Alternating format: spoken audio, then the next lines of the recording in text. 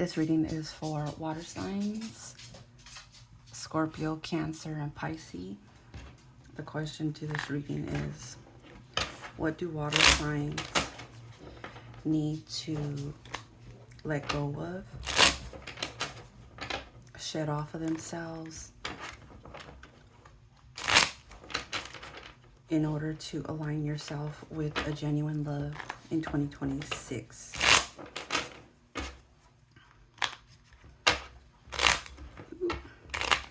Ooh. Again, the question is, what do water signs, Cancer, Scorpio, oh wait, this is flipped. What do water signs, Cancer, Scorpio, Pisces need to let go of because it no longer serves your highest good moving into 2026 so that you're aligned with a genuine love?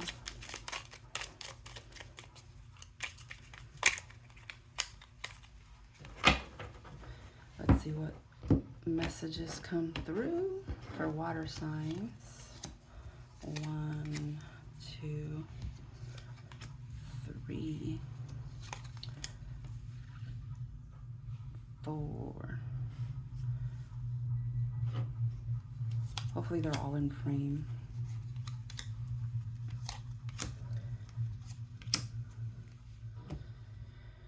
Okay, starting off with the Lover's card. The Lover's card is an energy of reconciliation, or I also look at it as a spiritual card, choosing yourself, your own peace over love. It's still choosing love, but loving yourself, not loving another person. So if this message, we got to stay focused on the core message, which is what you need to leave behind. I would say stop reconciliation. Don't be trying to get back into situations because maybe you're just having a brief moment of missing them or reminiscing about good times, because a lot of times there's a reason why you guys broke up, there's a reason why you guys are separated, and you can't keep going back and forth, because the going back and forth is still a form of betraying yourself in a sense. So that would be the Lover's card. The second message is the Ten of Wands. The Ten of Wands is somebody who takes on more than they expected. But that person is very capable of taking on what they said they could take on, but it's still so heavy, and it's this constant uphill battle. So you're gonna stop doing that, water signs. Stop agreeing to things and taking on a bigger load than you need to, especially when it comes to love, because that's almost like you admitting that you're agreeing to taking on the full emotional load in the connection in order to keep the connection, and that's not fair, that's not healthy, that's not balanced. So that's what you're going to be leaving behind. Next card is Temperance. Temperance is being patient. I don't look at that as a bad thing.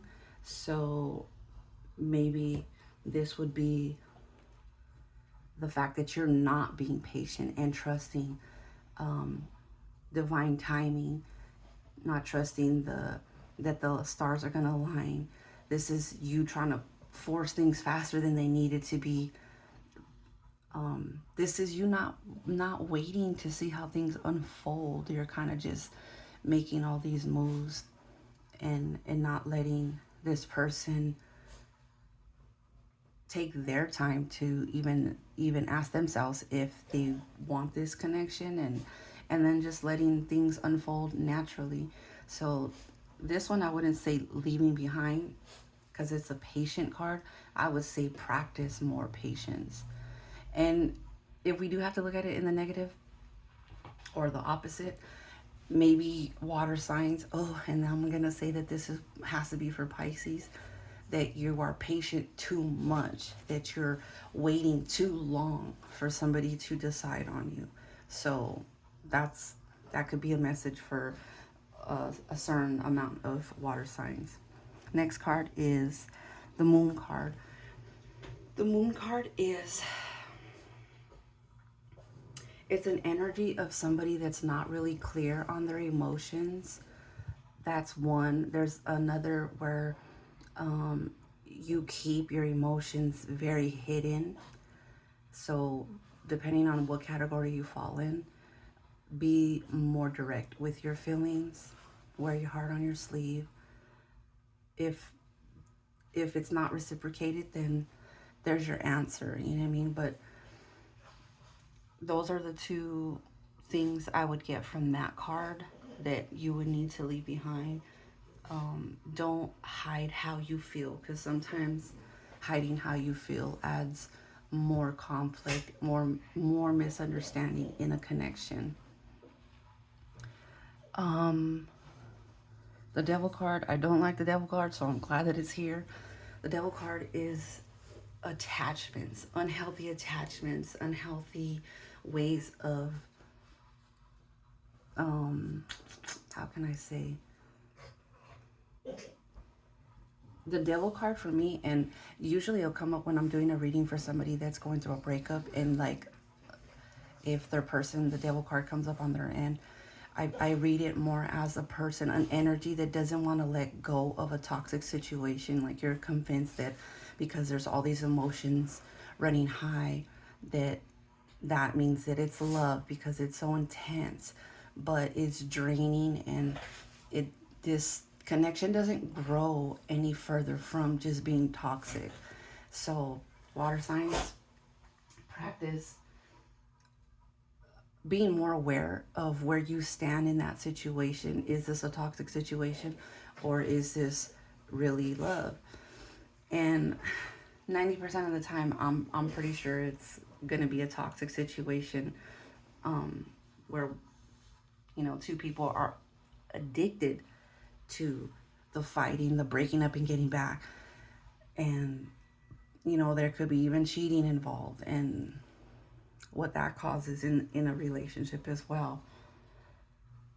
So definitely cut that energy off, because not just the energy but the mindset as well, because moving into the next situation, if this is the mindset that you have, that the relationships, in order for you to feel like they're love, they have to be chaotic, that is not going to work either.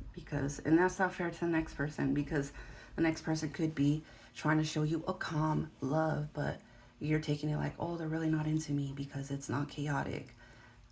So definitely sit with your own thoughts and figure out if this is your energy. If it is, let it go, cut it off. You don't need it because it's not serving you. Next card, King of Pentacles. King of Pentacles is a stable energy, a nurturing energy, a financial provider energy. So if it's saying you have to leave this behind, if this is your energy you take on, I'm feeling like you're financially the breadwinner in your connections, and you're taking care of all the finances, and the person that you're with is too comfortable with you being the breadwinner, and most likely they're taking advantage of you. They're pretending to want to be in this relationship with you just to get that free ride from you. So practice setting boundaries, healthy boundaries. I'm not saying that you can't gift your person, but don't take on the full financial responsibility. See if he's willing to also contribute financially. Next card is the Nine of Pentacles. Nine of Pentacles is an energy of somebody who is independent and financially stable within themselves. I look at this as the single card because it's an energy of a person not needing anything from anyone. They're self-sufficient. I don't look at that as a negative, but I don't know, for some water signs, maybe the connections that you had run into, maybe they're intimidated by that. I still wouldn't say to leave that part of you behind. Maybe just be more private about that. So I don't know, because you know, egos are fragile nowadays. A man can't know that you make more money than him because it makes him feel inadequate or less than. So maybe just be a little more private with your financial stabilities. Don't talk about money. Don't talk about how much money you have saved, or don't talk about your investments. You know, just let him believe that he's the breadwinner and he's the sole provider. And the last card is the Eight of Pentacles. This is somebody that works a lot. Again, I don't see this as a bad thing, but if you're overly working yourself in your career, then that does take away from your relationship. So try to find the perfect balance of work and relationship. I don't know if you guys could hear my friend, she's in the background. But yeah, I don't normally look at the Eight of Pentacles as a negative card. But in this case, if it's requiring you to leave it behind, then I would definitely just encourage you to, like I said, find that perfect balance. Just if your job requires you to work 8 hours, don't volunteer to work 10 or 12 hours. You know what I mean? Some people get addicted to a certain amount of money that they make per month at the cost of it hurting their relationship. So, water signs, that's all I have for you for this month. I'll see you guys in the next video.